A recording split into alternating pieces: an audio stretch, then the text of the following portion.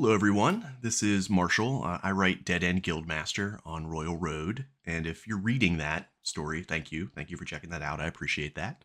But you can probably tell that I'm kind of a nerd for technique and structure and taking things apart and understanding why they work and how they work.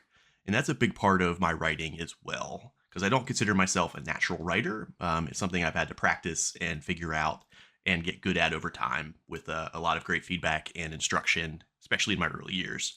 So, today I want to look at a technique that I think makes writing really interesting and really powerful, but it's also easy to overlook because it's so simple. And I call it concrete abstract. If you think of a cooler name for what we can call this technique, I am way down. So please let me know. So again, simple technique, but let's look at it in action. You might have heard of Ernest Hemingway. He was fairly popular there for a minute. This is from Old Man and the Sea, and this is the first paragraph, so there's no major spoilers or anything here. If you haven't read this book, highly recommend it. It's a quick read. You can do it in a couple hours, and it holds up. The prose is really lean, really tight, and every word and every sentence feels like it was hand-selected and carefully laid down. There's not a wasted word in this book. So we're going to look at this first paragraph, and you can skip ahead here to the timestamp I have below if you don't want to hear me read this, because I totally get it if you don't. He was an old man who fished alone in a skiff in the Gulf Stream, and he had gone 84 days now without taking a fish. In the first 40 days, a boy had been with him, but after 40 days without a fish, the boy's parents had told him that the old man was now definitely and finally Saulo, which is the worst form of unlucky, and the boy had gone at their orders in another boat which caught 3 good fish the first week. It made the boy sad to see the old man come in each day with his skiff empty, and he always went down to help him carry either the coiled lines or the gaff and harpoon in the sail that was furled around the mast. The sail was patched with flour sacks, and, furled, it looked like the flag of permanent defeat. So we end with the abstract here, the flag of permanent defeat. That's not actually a thing. Right? So you understand that as a feeling, you understand that as an emotion, like a state of being. That's something that hits a part of you that is not a visual, is not something that you can point to and say, yes, that is defeat. Defeat's not an object. But that's really interesting and really powerful. But what makes it powerful is we have an entire paragraph of concrete, uninterpreted, straightforward description of what's happening. So these are people, these are solid objects, these are visible traits, these are things that don't take interpretation. But by being selective with what we've shown here in the lead up, we make this abstract end a lot stronger. And of course, when I say we, I mean Ernest Hemingway. He didn't ask for my help on this. So if we work backwards from flag of permanent defeat, we have the sail was patched with flour sacks. That's a pretty clear visual, straightforward. And the patching with flour sacks kind of starts to hint at another idea of what this old man is dealing with. We get a list of the gear that the old man uses in his boat and the boy carrying it. So again, we're still building the scene and setting this up.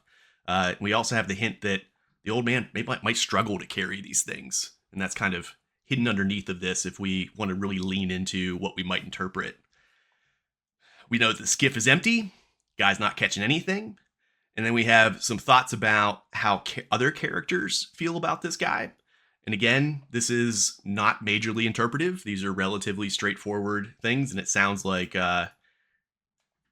everybody kind of feels this way. This is not a hidden secret to what this old man is going through and how people feel about him and what his future might look like. And it goes on and on and on. So again, we have a bunch of concrete. And that all builds up to this one gut punch at the very end. And a lot of writers love that gut punch so much that they don't set it up at all. They try to lead with this abstract concept. They try to lead with the big emotional moment. And it's really hard to do that because the reader's not in the place for it. The reader's not set up for it. They're not immersed enough to really feel connected to the scene. So if you connect them to the scene first, put them in it, let them see what's going on. Let them interpret what's going on. Let them take all of these context clues to understand how bad of a time this old man is having, and then drop in your abstract to get that emotional hook and get that emotional appeal. Not a complicated technique, and you'll probably see it in a lot of places once I've pointed it out to you here. Now, I'm not saying that every writer that does this intentionally or consciously.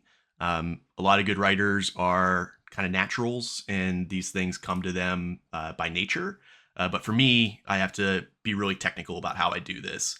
And whether an author does it intentionally or by instinct, I think it really it improves my enjoyment, at least, of reading a story when I can appreciate the technique that's going on and happening here.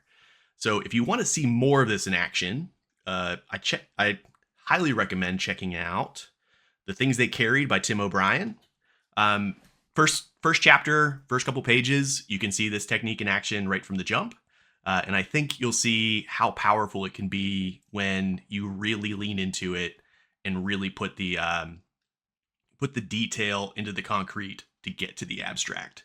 So I don't want to spoil that for The Things They Carried. If you haven't read this book, it's a really interesting take on wartime storytelling, and the the structure is pretty unique as far as how a narrative's put together. And I don't want to spoil it too much, but this is one of my all-time favorite books.